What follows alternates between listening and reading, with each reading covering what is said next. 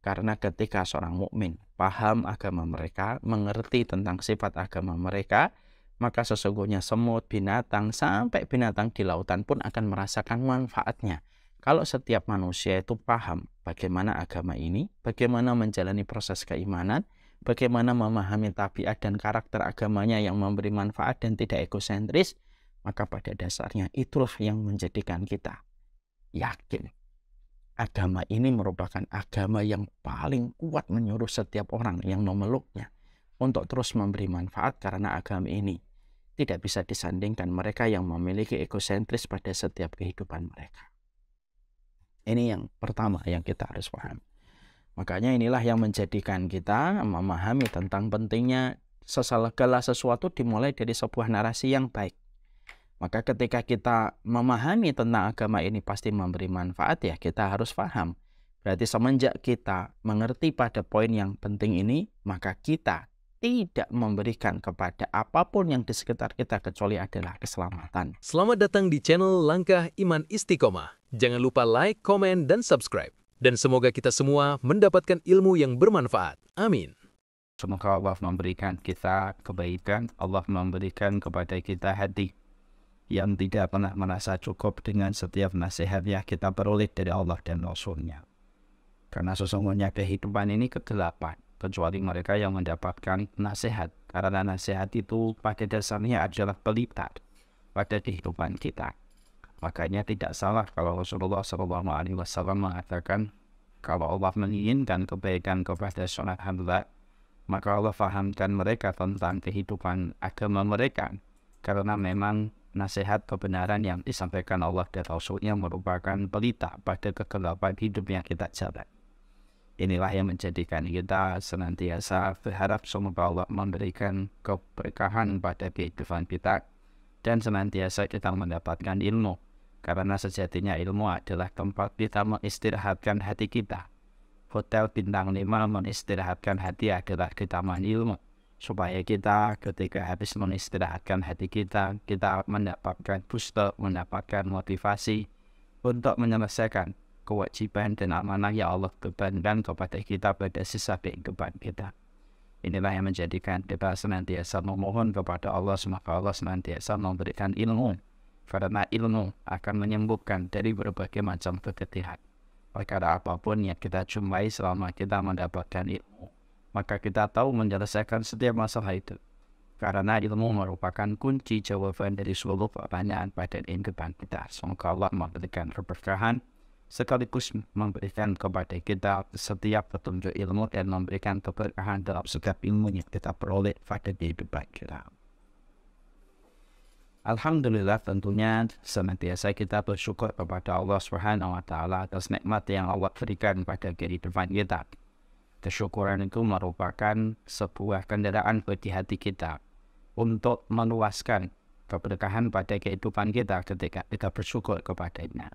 Orang yang bersyukur kepada Allah sejatinya dia tidak akan sombong, karena apapun yang dia peroleh bukan karena kehebatan, bukan karena kepintaran, tapi apapun yang dia peroleh, apapun yang dia dapatkan sejatinya turun dari Allah. Orang yang dia bersyukur juga sembuh dari penyakit hasad. Karena yang salah bukan apa yang telah dicapai oleh orang lain, tetapi apa yang dia syukuri pada apa yang Allah berikan kepadanya, itulah yang menjadikan dia betul-betul tidak memiliki sebuah keinginan untuk hasad. Karena dia memaknai pemberian Allah merupakan pemberian yang terbaik. Dan kita tentunya paham bahwasanya di antara perkara yang sering kita lupakan pada kehidupan kita adalah bersyukur. Karena terkadang kemudahan yang kita peroleh, fasilitas dunia yang kita dapatkan, terkadang justru meninafubukan kita dari sebuah berbagai kesyukuran yang harusnya kita berikan, sebanding dengan kemudahan fasilitas yang kita peroleh dalam kehidupan. Tidak membahayakan apapun yang telah kita peroleh, apapun yang telah kita capai, selama kesyukuran kita lebih besar daripada semua kenikmatan. Yang membahayakan itu adalah ketika fasilitas kehidupan, materi yang kita peroleh jauh lebih tinggi daripada kesyukuran yang kita berikan. Maka kenikmatan itu ibarat gula yang bisa merusak komponen penting dalam tubuh. Karena sesungguhnya itulah yang menjadikan kita bersyukur di dalam setiap apapun yang kita peroleh. Hari ini kita hidup pada zaman materialisme, semuanya diukur dengan waktu, semuanya dengan jabatan, semuanya diukur dengan finansial. Dan kita tidak bisa menghadapi getirnya zaman materialisme dan kapitalisme ini kecuali ketika kita memegang tongkat kesyukuran kita pada kehidupan kita untuk menuntun hati kita kepada perkara yang menjadi sebuah keberkahan dalam kehidupan kita. Orang gagal bahagia itu bukan karena takaran yang Allah berikan kepadanya salah, atau karena takaran yang Allah berikan itu kurang. Karena takaran Allah tidak pernah salah, takaran Allah tidak pernah kurang dari apa yang dibutuhkan oleh manusia. Maka sesungguhnya ketika ada manusia yang mereka gagal menjadi hamba yang lapang hatinya, manusia yang bahagia, itu disebabkan karena kurangnya dia bersyukur terhadap semua yang sudah Allah berikan kepada hidupnya. Kita memang tidak bisa memiliki apa yang kita mau. Kita memang tidak bisa memiliki apa yang kita inginkan. Dari semua hal yang mungkin hari ini belum kita dapatkan. Tetapi sejatinya kita bisa mensyukuri apapun yang sudah Allah berikan kepada kita. Karena pada perkara itulah, maka merubah yang sempit menjadi lapang. Merubah yang musibah menjadi anugerah. Merubah yang getir menjadi manis. Atas semua kesyukuran yang terus kita berikan pada perjalanan kita menghambakan diri kepada Allah. Kepada Allah kita bersyukur dan kepada Allah kita menggantungkan seluruh kehidupan kita. Semoga semakin mendekati ajal yang Allah tetapkan kepada kita, semoga kita bersyukur. Apapun itu selama dilapangkan, bersyukurlah. Selama kita disempitkan, bersabarlah. Tidak ada yang lebih utama dari keduanya. Selama keduanya menghantarkan kita kepada ridho dan rahmatnya Allah Subhanahu wa Ta'ala. Kepada Allah kita bersyukur. Kita tentunya memahami betul kalau kita pernah membaca sebuah penjelasan dari Alul Hikmah. Ada penjelasan dari Alul Hikmah yang begitu bagus untuk kita renungkan. Alul Hikmah itu berkata, harta yang paling rendah atau nikmat yang paling rendah itu harta. Jadi kalau kita diberikan sebuah kenikmatan yang bernama harta, maka sesungguhnya itu kenikmatan yang paling rendah. Kenikmatan ini sejatinya Allah berikan secara sama antara orang kafir dengan orang yang beriman. Mereka ada yang dikayakan, orang yang kafir juga banyak yang dikayakan. Karena kenikmatan yang paling rendah itu adalah harta. Makanya ketika Allah nyuruh kita berkorban, maka Allah menyuruh berkorban dengan sesuatu yang sifatnya rendah, yaitu adalah harta kita dan dunia kita. Karena kenikmatan yang paling rendah itu adalah harta. Kenikmatan yang paling besar itu adalah kesehatan. Yang para ulama lalu mengatakan kenikmatan yang besar itu yang kedua itu adalah kesehatan. Karena kalau kita sehat semua itu menjadi nikmat. Makanya kalau kita sudah sakit, harta yang kita miliki, finansial yang kita dapatkan terkadang menjadi tidak berharga. Kalau seseorang sudah menderita penyakit dengan berbagai macam perkara yang menggerogoti dirinya. Bahkan tidak sedikit kita menjumpai ada orang menjual rumahnya, menjual mobilnya yang telah dia capai, telah dia dapatkan dengan susah payah. Ketika dia menebus setiap pengobatan dan obat yang dia jadikan menjadi penyembuhan untuk dirinya. Makanya betul bahwasanya kesehatan adalah nikmat yang besar. Kenikmatan yang awet itu adalah ketika kita mendapatkan anak yang solih. Kenikmatan yang awet. Karena mendapatkan anak yang solih itu terus bermanfaat bagi kita. Kemanapun kita pergi, kalau kita mendapati anak yang solih itu membahagiakan kita. Dia awet dia. Maka kita menjadi lapang, semua kesulitan yang kita dapati kalau kita mendapati anak kita sesuai dengan keinginan kita untuk menjadi anak yang taat, maka kita menjadi lapang. Getirnya kehidupan menjadi jauh tidak terasa kalau kita melihat anak-anak kita bertumbuh kembang di dalam kondisi yang baik. Birrul walidain, berbuat kebaikan kepada kita yang terbaik, memprioritaskan orang tuanya, selalu memberikan yang terbaik kepada orang tuanya dan selalu pula di dalam hidupnya melakukan ketaatan, maka itu merupakan nikmat yang awet. Makanya sampai kita mati, kalau kita mendapati anak kita sholih, mendapati anak kita taat kepada Allah, maka awet dia memberikan kebaikan bagi orang tua. Kita mati di dalam kubur, anak kita sholih, maka anak kita mendoakan kita, dan doa anak yang sholih itu nyampe kepada orang tua. Berulang-ulang sering saya menyampaikan, tidak setiap anak ketika berdoa itu sampai kepada orang tuanya. Sampai anak itu betul-betul solih pada kehidupan mereka. Sampai anak itu betul-betul solih. Kalau anak itu sudah solih, baru doanya nyampe kepada orang tuanya. Baru doanya bisa memberikan kebaikan kepada orang tuanya di alam barzah. Sebagaimana yang disebutkan oleh Rasulullah SAW. Idza mata ibnu Adam in qata'a amaluhu illa min salasin. Kalau anak Adam itu meninggal dunia, terputus seluruh amalnya kecuali 3 perkara. Salah satunya waladun shalihun yad'u lahu. Salah satunya adalah anak yang solih yang mendoakan orang tua. Nabi di situ menyebutkan anak yang solih. Nabi tidak menyebutkan anak, tapi menyebutkan anak yang solih. Karena sejatinya tidak setiap doa dari anak itu diterima sama Allah untuk orang tua. Sampai betul-betul anak itu terdidik, tercelup dengan kesolihan yang diberikan oleh orang tuanya. Ketika anak itu solih, maka menjadi kenikmatan yang awet bagi orang tua. Kemudian kenikmatan yang paling teragung itu adalah ridhonya Allah. Kenikmatan yang paling teragung adalah ridhonya Allah. Karena orang kalau sudah mendapatkan ridhonya Allah, maka tidak membahayakan pandangan orang kepadanya, tidak membahayakan berapapun yang dia peroleh dan berapapun yang dia genggam, tidak membahayakan irisan takdir apapun yang Allah berikan kepadanya selama dia dalam kondisi ridho kepada Allah dan Allah pun ridho kepadanya. Karena itu merupakan kenikmatan yang sangat teragung pada kehidupan manusia. Ketika manusia, makhluk yang lemah, makhluk yang rapuh, berjalan pada rendah riuhnya kehidupan, lalu dia mendapatkan keridhaan dari Allah, maka itu merupakan sebuah perkara yang teragung dalam kehidupan kita. Sebagaimana yang disampaikan oleh Allah, wa ridwanum minallahi akbar. Keridhaan Allah itu merupakan sesuatu yang paling besar. Nah, inilah yang menjadikan kita akhirnya paham. Kenikmatan yang paling rendah itu harta. Kenikmatan yang besar itu adalah kesehatan. Kenikmatan yang awet itu adalah anak yang solih kepada Allah. Dan kenikmatan yang paling agung itu adalah keridhaan Allah dalam kehidupan kita. Makanya kalau ada di antara kita kok dapatnya harta, itu nikmat yang rendah. Kalau kita sehat, kita mendapatkan kenikmatan besar. Yang sejatinya kesehatan lebih bernilai daripada uang yang kita dapatkan.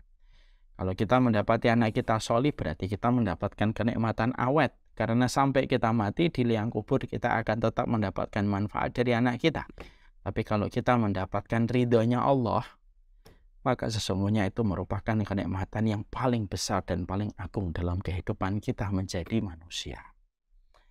Inilah yang menjadikan kita memahami betul bahwasanya kita pada kehidupan kita ingin untuk meraih ridhonya Allah. Tentunya ridhonya Allah itu bukan merupakan proses tetapi hasil. Jadi orang-orang yang mereka mendekat kepada Allah, merekalah yang akan mendapatkan keridhaan dari Allah. Karena keridhaan dari Allah itu tidak bisa didapatkan secara spontanitas, tidak didapatkan dengan kita membalikkan tangan, tidak bisa didapatkan secara laduni tiba-tiba kita diridhoi oleh Allah. Tentunya itu di luar akal penerimaan hati dan akal yang bersih dan hati yang benar. Tidak mungkin seseorang itu mendapatkan keridhaan dari Allah, mendapatkan kecintaan dari Allah dengan tidak melakukan apapun, dengan tidak mengerjakan apapun. Itu tidak mungkin orang akan mendapatkan keridhaan dari Allah. Tapi sesungguhnya keridhaan dari Allah dan kecintaan dari Allah itu merupakan kristalisasi dari usaha yang terus dilakukan manusia sampai mereka mendapatkan kecintaan dari Allah. Mana dalilnya Ustadz bahwasanya keridhaan dari Allah itu adalah bagian dari hasil dan bukan proses? Yaitu ketika kita merenungkan apa yang pernah disabdakan oleh Rasulullah di dalam hadis qudsi. Ketika Allah itu berfirman, wa ma yazalu 'abdi yataqarrabu ilayya bi syai'in mimma aftaratu 'alaihi wa la yazalu 'abdi yataqarrabu ilayya bin nawafili hatta uhibbah. Tidaklah aku mendapati hambaku mendekat kepadaku dengan perkara yang wajib, lalu dia menambahkan dengan perkara yang sunnah, kecuali aku akhirnya ridho, jatuh cinta kepadanya. Di situ Allah menyampaikan sendiri, wa ma yazalu 'abdi yataqarrabu ilayya bi syai'in mimma aftaratu 'alaihi.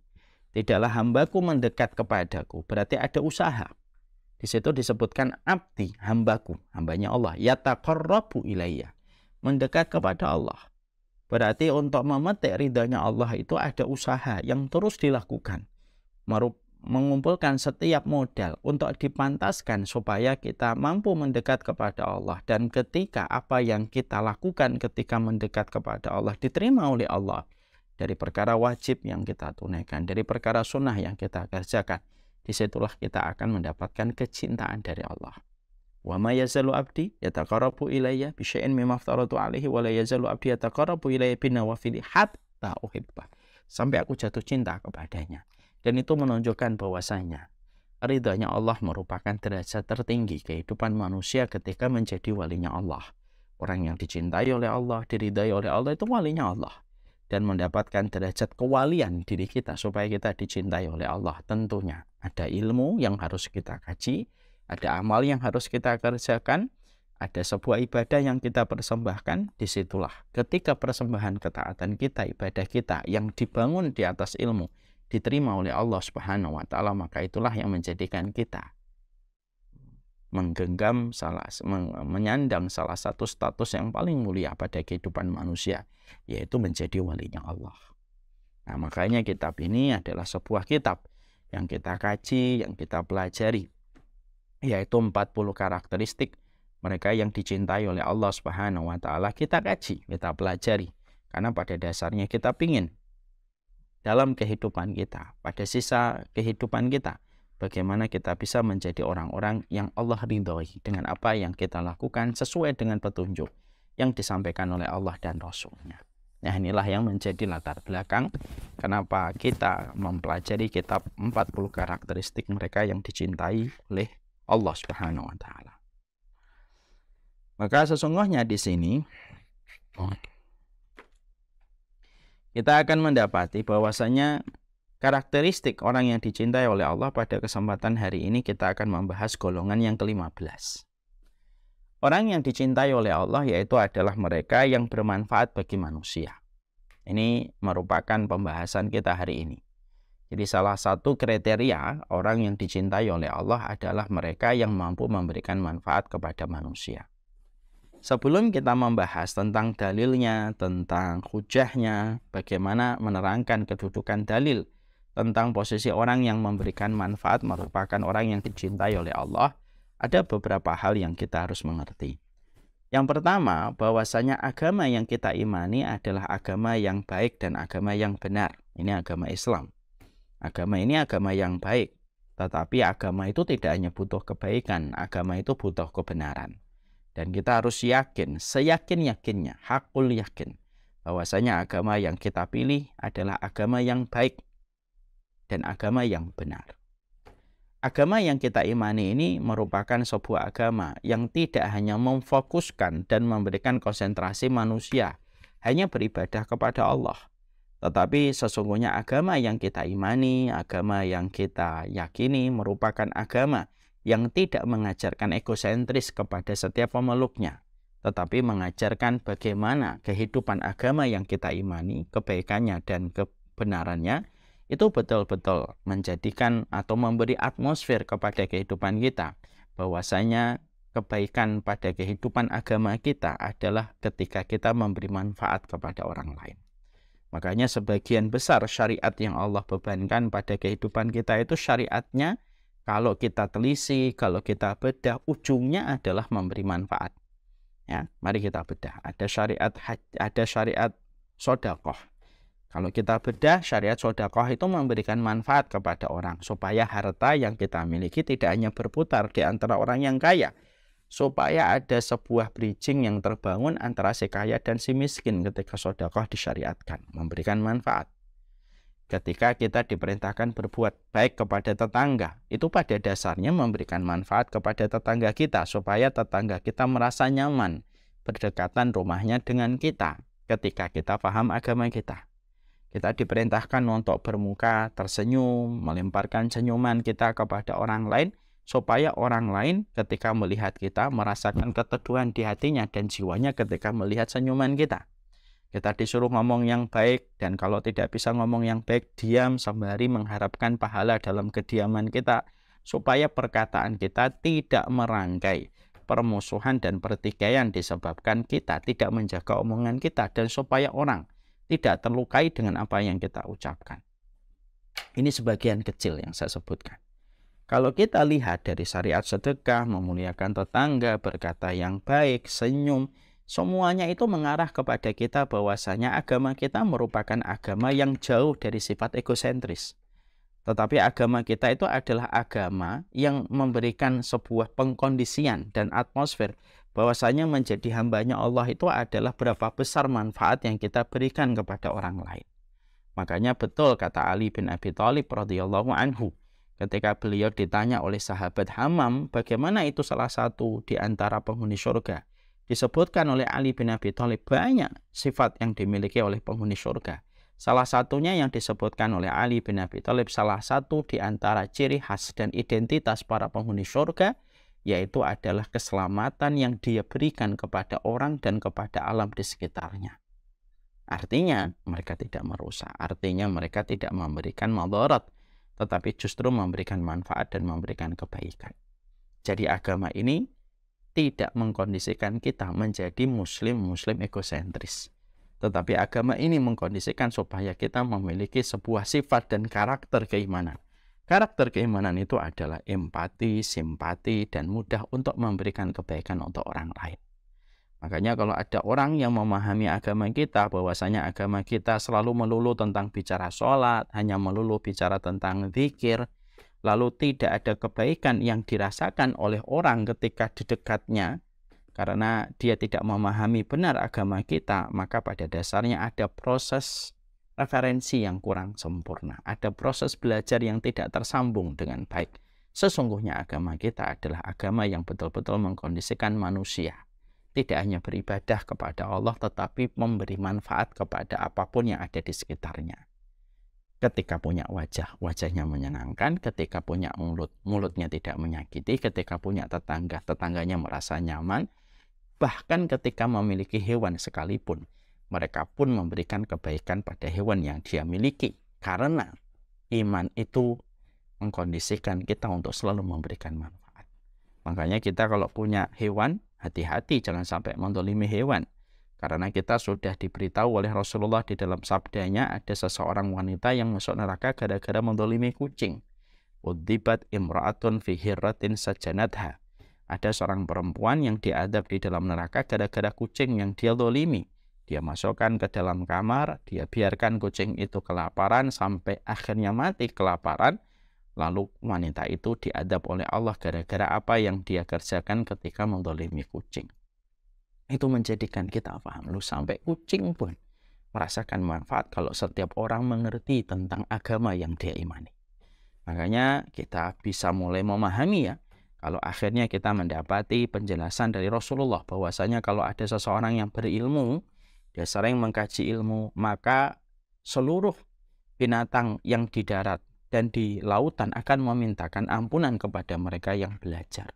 Pertanyaan kita, kenapa kalau ada orang mukmin, dia belajar tentang agamanya, dia paham agamanya ketika dia belajar, sampai semut di dalam lubang, hingga ikan paus di dalam lautan pun memintakan ampunan kepada mereka yang terus mempelajari agama mereka dalam petunjuk yang mereka pahami dalam kehidupan. Kenapa binatang-binatang itu memintakan ampunan? Ternyata ada penjelasan. Karena ketika seorang mukmin paham agama mereka, mengerti tentang sifat agama mereka, maka sesungguhnya semut, binatang, sampai binatang di lautan pun akan merasakan manfaatnya.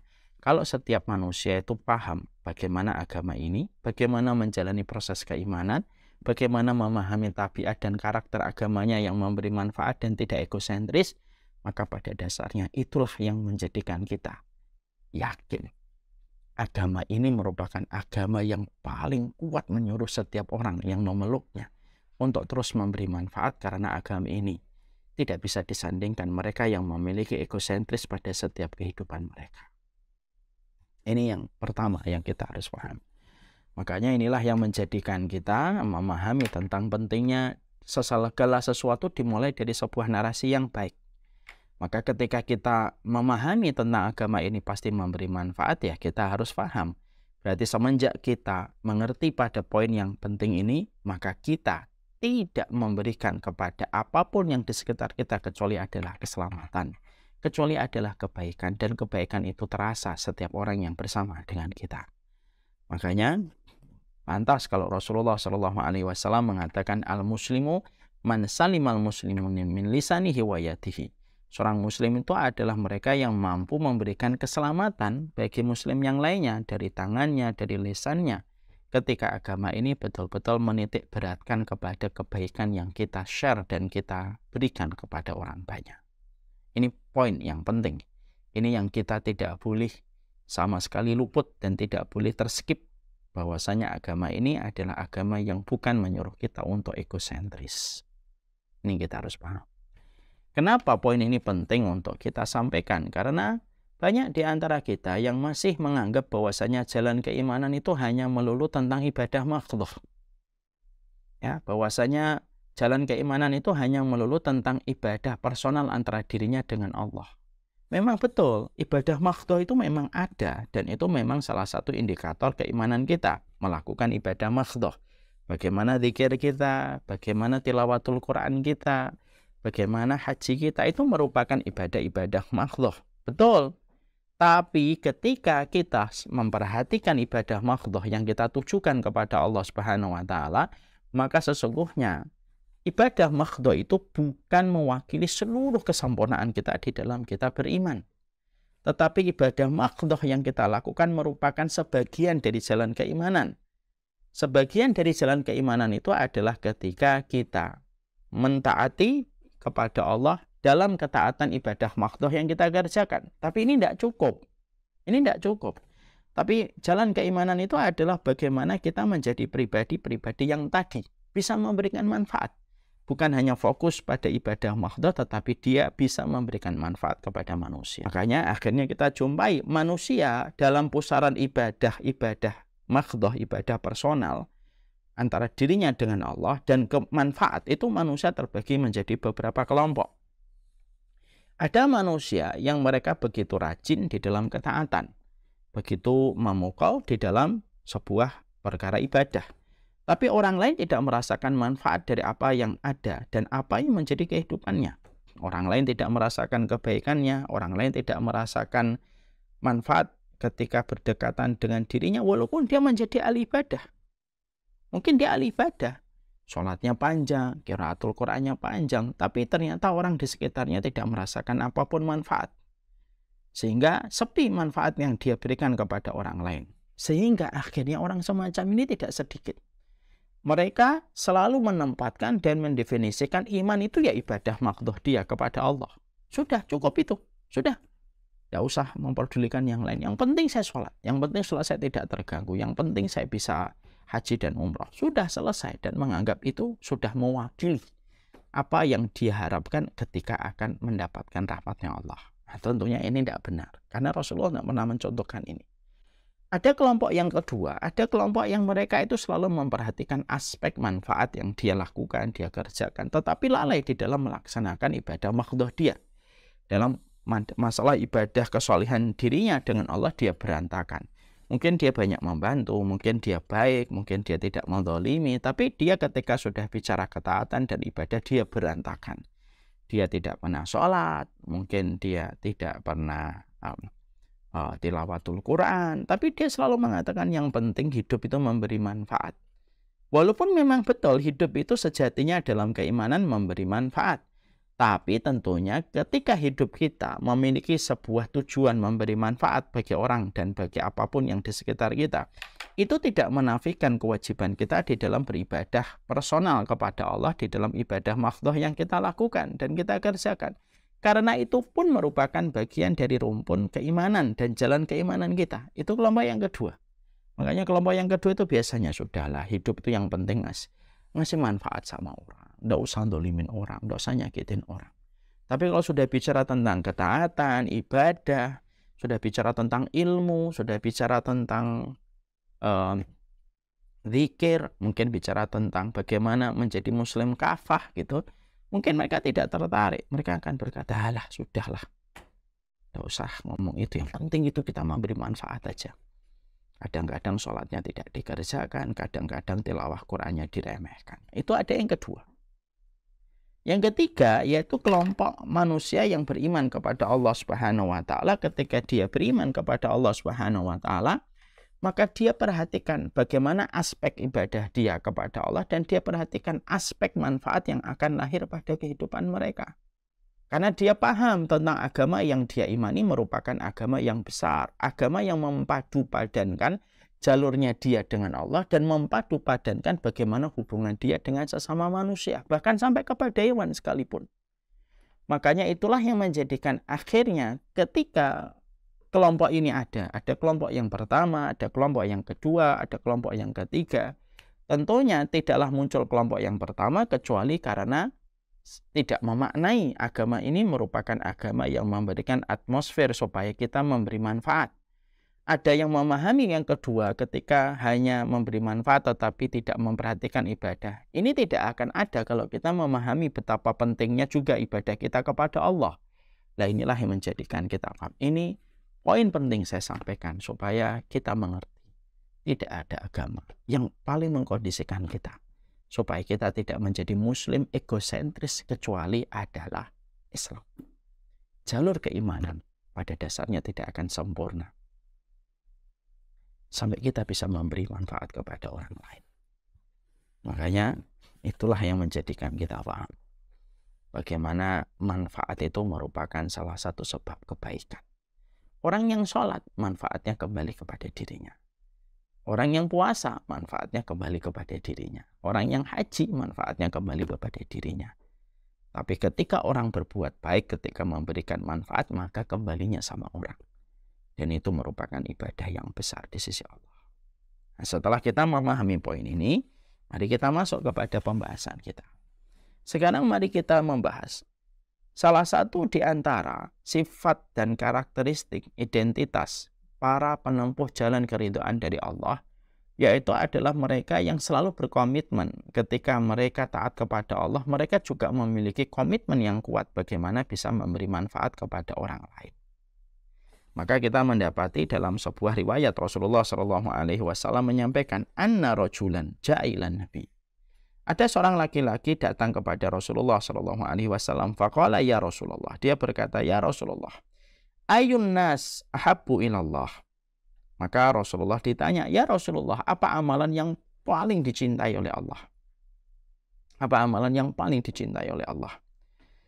Wa ayyul a'mal ahabbu ilallah, dan apa amal yang siapa manusia yang paling dicintai oleh Allah? Wa ayyul a'mal ahabba ilallah, dan apa amalan yang paling dicintai oleh Allah?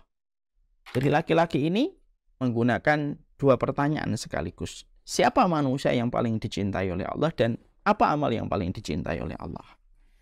Faqala Rasulullah SAW menjawab, ahabbun nasi ilallahi anfa'uhum linnas. Nabi menjawab, manusia yang paling dicintai oleh Allah adalah manusia yang memberikan manfaat kepada orang lain. Jadi ketika kehidupan kita selalu memberikan manfaat kepada orang lain, maka pada dasarnya ini merupakan salah satu perkara yang menjadikan seseorang itu menjadi manusia yang memiliki kelebihan di sisi Allah. Dia memiliki sebuah fasilitas besar di sisi Allah ketika dia bisa memberikan kebaikan kepada manusia. Dia menjadi manusia yang baik. Bahkan orang-orang yang semacam ini ketika dia bisa memberikan manfaat kepada manusia, dia bukan hanya menjadi manusia yang paling dicintai oleh Allah, tapi itu yang menjadikan sebuah perkara. Nikmat itu Allah dawamkan dan Allah abadikan kepada mereka selama mereka itu memberikan manfaat kepada orang. Ini sebuah perenungan untuk kita semua. Jadi Bapak dan Ibu dan saya, kalau kita mendapatkan sebuah kenikmatan besar di sisi Allah Subhanahu wa Ta'ala, kalau kita ingin semua nikmat yang Allah berikan kepada kita itu terus ada kenikmatan yang Allah berikan kepada kita, syaratnya adalah bagaimana kenikmatan yang Allah berikan kepada kita menjadikan kita fasilitator untuk memberikan kenikmatan kepada orang. Selama kita menjadi fasilitator untuk memberikan nikmat kepada orang, maka selama itu kenikmatan Allah akan jaga untuk kita. Tapi kalau ada orang yang diberikan kenikmatan oleh Allah, ternyata tidak memberikan kenikmatan, dia tidak mau menjadi fasilitator kenikmatan itu kepada orang lain, maka Allah ambil kenikmatan itu dan Allah pilih hamba yang mau menjadi fasilitator kenikmatan ketika memberikan manfaat kepada orang. Itu betapa dahsyatnya orang yang menjadi orang yang dicintai oleh Allah ketika memberi manfaat. Mari kita membaca dalam sebuah riwayat dari Abdullah bin Umar. Rasulullah SAW menyampaikan, Inna lillahi aqwaman yakhtassuhum bin ni'am lima nafi'il ibad.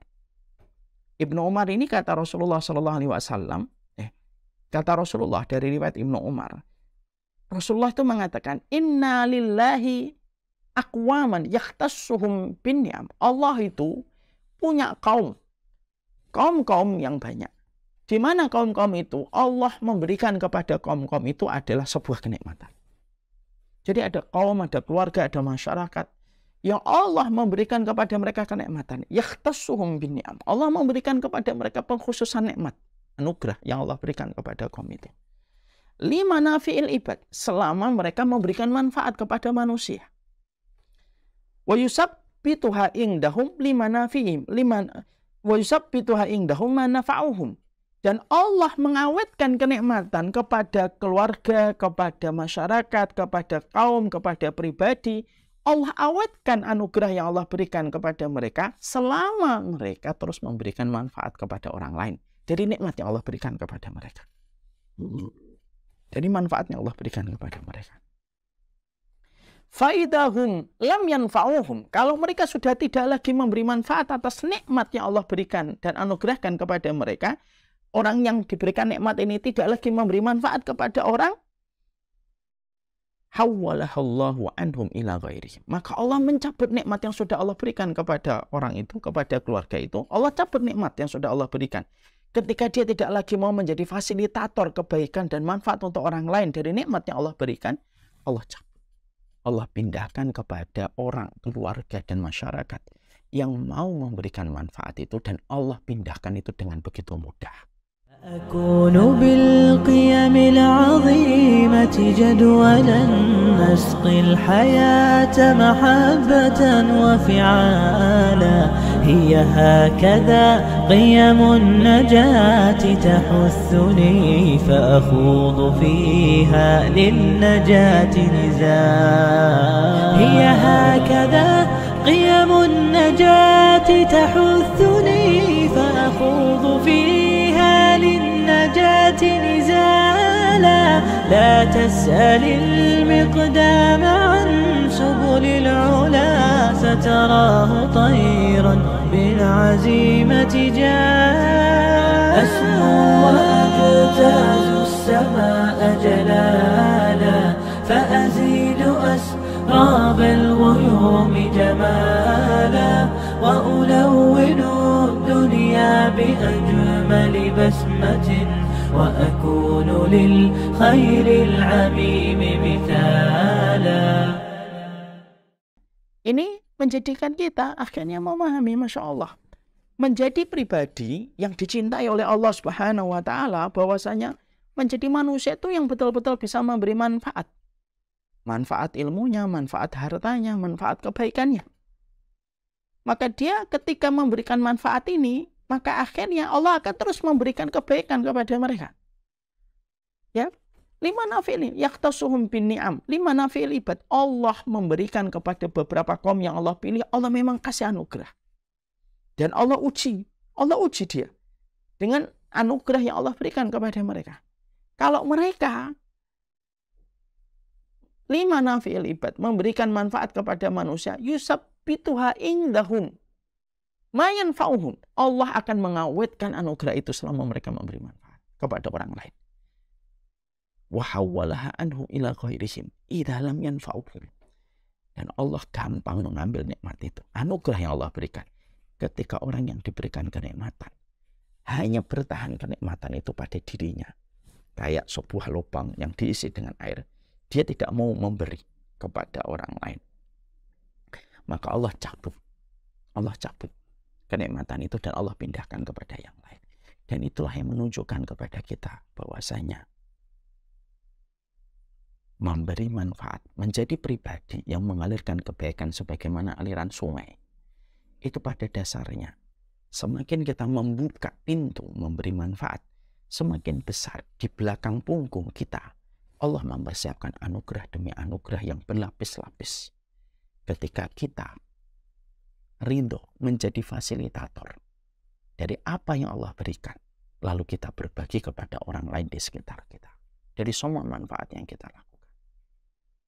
Makanya kan kita ambil contoh yang paling gampang.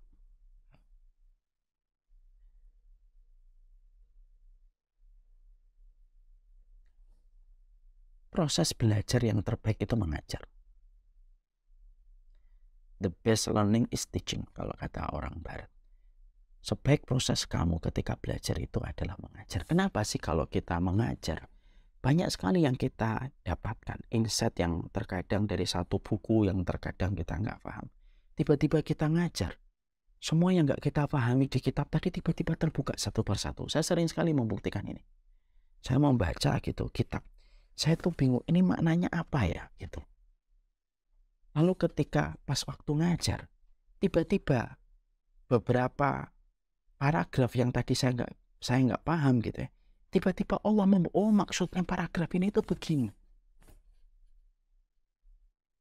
Banyak perkara yang terkadang kita ingat-ingat lupa. Pas kita ngajar, apa yang kita lupa dan kita lagi susah payah mengingatnya, datang satu persatu apa yang kita lupa. Makanya sampai kita mendapati best learning is teaching. Sebaik-baik kamu itu belajar itu ketika kamu ngajarkan. Dan itu kalau kita relate dengan hadis yang disampaikan Nabi itu memang betul. Selama kita tidak pelit dengan ilmu kita, selama kita terus menyampaikan ilmu kita, tanpa kita khawatir terhadap apa yang kita berikan kepada orang, itu tidak akan mengurangi apa yang kita miliki, tetapi justru menambah keberkahan pada semua referensi yang kita kaji.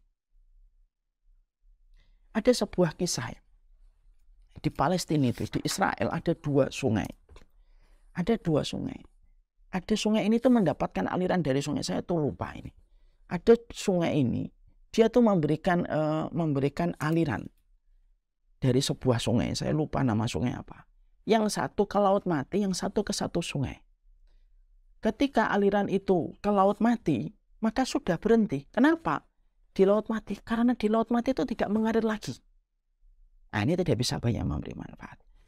Tapi ada satu aliran yang mengarah kepada satu sungai, di mana sungai ini mengalirkan lagi ke anak-anak sungai yang lainnya. Maka sungai ini tuh penuh dengan ikan. Yang kalau kita mengambil hikmahnya, kenapa yang satu menjadi Laut Mati, tidak banyak ikannya, tidak banyak yang bisa bertahan hidup di situ. Yang satu menjadi sungai yang banyak ikannya. Karena sungai ini terus memberi air yang datang kepadanya dialirkan lagi. Ya, ini kalau kita belajar dari geografi masalah sungai yang kita pernah jumpai. Artinya memang betul. Selama kita menjadi manusia yang terus memberikan manfaat. Sebagaimana ketika Rasulullah mengatakan manusia yang paling dicintai oleh Allah itu adalah manusia yang memberikan manfaat. Kenapa? Karena manusia itu memberi manfaat kepada hamba-hambanya Allah. Dan Allah itu paling senang ketika hamba-hambanya diberikan manfaat oleh hambanya yang lainnya. Allah itu paling ridho kepada perkara itu. Makanya pada dasarnya seorang mukmin sejati itu pada dasarnya bisa dirasakan manfaatnya. Dekat bisa dirasakan manfaatnya. Jauh kita terasa. Jauh ini terasa ada yang tertinggal dan ada yang hilang pada diri kita ketika berjauhan dari orang mukmin. Kenapa? Karena kebaikan yang didapatkan dari orang mukmin itu. Jadi menjadi pribadi yang bisa memberi manfaat itu betul-betul luar biasa ketika perkara itu bisa mengawetkan nikmat yang Allah berikan kepada kita. Jadi kalau hari ini Bapak dan Ibu ada yang dikasih anugerah ini, nikmat ini, nikmat ini, nikmat ini. Ya, kita masing-masing bisa jawab apa nikmat yang Allah berikan kepada dirimu. Ada yang bisa jawab, oh ini saya punya rumah, saya punya uang segini, saya punya emas segini. Masing-masing kita bisa menjawab. Lalu kita pingin supaya nikmat dan anugerah yang Allah berikan kepada kita dijaga oleh Allah, diawetkan oleh Allah untuk kita. Jadilah pribadi yang terus memberikan manfaat kepada orang. Ya, memberikan manfaat kepada setiap orang. Dari apapun yang kita jumpai, jangan sungkan, jangan malu, jangan malas untuk memberikan manfaat kepada orang. Selama kita terus memberi manfaat kepada orang, maka selama itu pula Allah akan terus memberikan dan menjaga nikmat ini. Tetapi ketika tidak lagi memberikan manfaat, maka Allah cabut nikmat itu. Allah cabut nikmat itu. Dan Allah pindahkan kepada yang lainnya, yang bersedia menjadi fasilitator kebaikan untuk orang lain. ketika orang yang pertama tidak lagi mau menjadi fasilitator nikmat yang Allah berikan kepada mereka. Apa yang tertahan di kita cenderung busuk. Tapi apa yang kita alirkan menghindarkan kita dari busuknya air. Jadi kalau ada hujan tertampung di sebuah tempat, dia tidak mengalir, maka lama-lama air itu akan busuk, lumut akan tumbuh, berbagai macam hal yang tidak baik akan ada di sebuah tempat air yang tidak mengalir. Makanya kan kita mendapati sebuah kaidah yang sederhana ya, air itu kalau tidak mengalir ya cenderung busuk. Tapi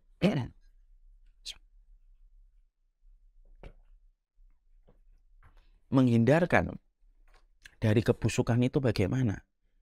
Menghindarkan dari kebusukan itu dialirkan dia.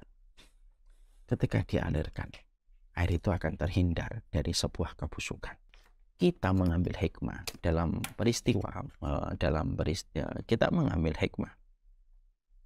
Dari hikmah yang kita jumpai di air itu apa? Belajarlah bahwasanya dengan kita berbagi itu tidak akan pernah mengurangi. Dengan memberi manfaat itu merupakan proses penjagaan pada apa yang kita miliki.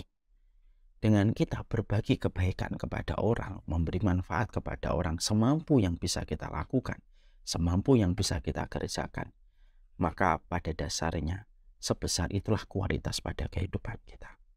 Banyak manusia kalau mendapatkan kenikmatan itu bagaikan sebuah tempat yang tidak ada salurannya lagi. Tertahan kepada dirinya, selalu terkumpul, bertambah banyak. Tapi pada dasarnya ada kerusakan pada apa yang dia kumpulkan. Kualitasnya membusuk, ada banyak perkara yang tidak terduga, dan akhirnya perkara itu merusak kualitas dalam kehidupan. Tapi ketika kita memberikan, mengalirkan, maka pada dasarnya itulah yang akan menjadi sebuah keberkahan pada kehidupan kita. Ya, makanya kalau tiba-tiba ada apa yang tidak beres pada anugerah yang sudah kita peroleh, kok tiba-tiba ada kejadian demi kejadian yang kita dapatkan pada sebuah anugerah yang kita miliki. Mungkin salah satu di antara evaluasi yang kita harus kerjakan adalah, sudahkah kita menjadikan anugerah yang kita peroleh ini memberi manfaat kepada orang lain? Kalau tidak, nah itulah tanda-tanda kerusakan pada apa yang kita dapatkan. Ya, ingat ya. Maka kata An-Naim, mari kita baca dari hadis yang tadi ya, dari riwayatnya Ibnu Umar. Kata An-Naim itu nikmat. Kata An-Naim itu nikmat. Kata nikmat itu sejatinya akan berubah menjadi sebuah kebaikan selama kita bisa memberikan yang terbaik. Tapi kata An-Naim berubah menjadi musibah. Musibahnya kenikmatan itu ketika tidak ada orang yang merasakan nikmat yang kita dapatkan dari Allah. Jadi kalau nikmat tertahan sama dirimu doang, nikmat ini tertahan pada dirimu aja, tidak ada orang yang merasakan nikmat darimu ketika Allah telah memberikan nikmat kemudian pada dirimu, tunggu saja waktu. Kerusakan dari kenikmatan itu hanyalah menghitung jari. Menghitung waktu. Akan menjadi bom waktu yang bisa meledak kapan saja. Tapi ketika nikmat yang Allah berikan kepada kita, kita berikan komitmen dan kita berikan sebuah kondisi yang kita paksakan untuk kita berikan kenikmatan sama orang lain, maka pada saat itulah Allah sendiri yang menjamin. Allah sendiri yang menjamin. Sebagaimana yang dikatakan oleh Rasulullah, yakhtassuhum bin ni'am lima nafi'il ibad. Kata Allah, Allah yang akan mengkhususkan nikmat itu. Allah tidak akan pernah rusakkan kenikmatan itu selama mereka menjaga kenikmatan yang Allah berikan. Makanya itulah yang menjadikan kita akhirnya mengetahui ayun nas ahabba Allah, ahabba ilallah, ahabbun nas ilallah, anfa'uhum linnas. Sesungguhnya sebaik-baik atau manusia yang paling dicintai oleh Allah adalah ketika mereka memberikan manfaat kepada manusia yang lainnya. Makanya pada dasarnya tidak ada orang yang beriman yang tidak memiliki empati. Manusia yang beriman itu modalnya minimal setidaknya dia memiliki empati. Karena dengan empati itulah dia bisa memberikan manfaat kepada orang. Jadi tidak ada orang yang sulit dicari kebaikannya. Jadi orang yang beriman yang menjadi penduduk surga itu Mereka hidupnya kayak sungai. Kalau saya sudah berkata berulang-ulang ya, sebagaimana perkataan yang sudah saya sampaikan dari perkataan para ulama salaf.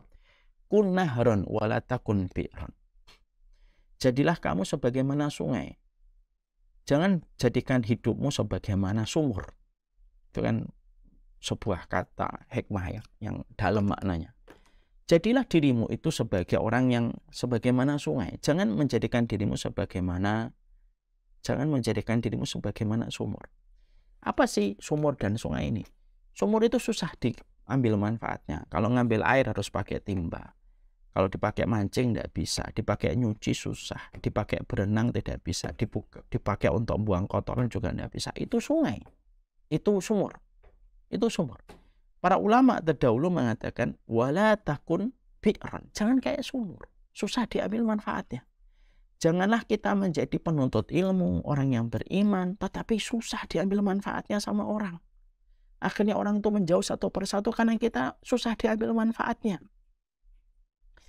Jangan sampai ada orang yang menghindari kita karena mereka merasa tidak ada manfaatnya bersama dengan kita. Itu musibah.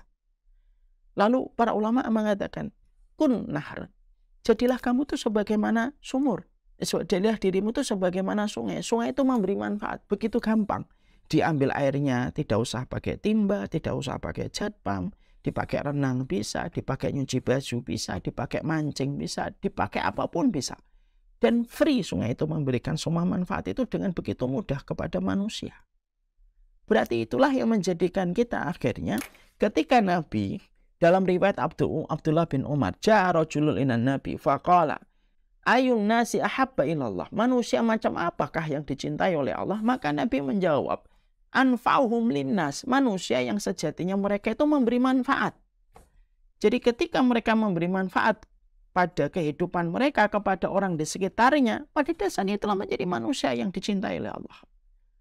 Makanya kalau kita ada satu hari kok kita merasa tidak memberi manfaat kepada orang, berarti ada yang kurang benar dalam iman. Kadang-kadang kita itu ngelewatin satu hari. Kita sering berpikir, aduh nggak sempat duha, aduh nggak sempat zikir pagi, aduh nggak sempat witir, aduh nggak sempat saya sholat ba'diyah.